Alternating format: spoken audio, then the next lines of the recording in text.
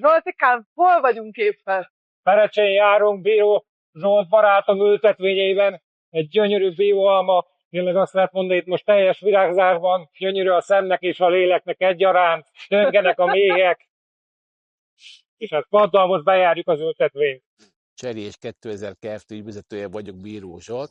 Bioalma ültetvényen gazdálkodunk 72 hektáron, 4. éve dolgozunk a Huminisszel, és nagyon meg vagyunk elégedve a Huminisszel, ez látszik a termésen, virágzáson, maga a kerten is. 4 éve dolgozunk együtt Zsolttal ebben a bioalma ültetvényben, és hát el lehet mondani, hogy évről évre nagyon szép arcát mutatja az ültetvény. A Huminiss Kft.-nek a biotermesztésben használható termékei közül a Condisoll, a Solvitis Bormo, a Solvitis Magnézium, Solvitis Calcium termékek vannak jelen a technológiában, tehát végig kísérjük az almát a teljes fenológiája folyamán, itt a piros bimbós állapotontól indulva a gyümölcskötődés, gyümölcsritkulás időszakában, a gyümölcsnövekedéskor, és majd pedig, amikor már az alapszín megjelenik, akkor fejezzük be a kezeléseket, a technológiánkat. Tehát tényleg azt lehet mondani, hogy nagyon szépen harmonizálja a termékünk itt az almának a életfolyamatait, és szépen meg tudjuk támogatni a gyökéren keresztüli tápanyag felvételt a clompágya készítményeinkkel.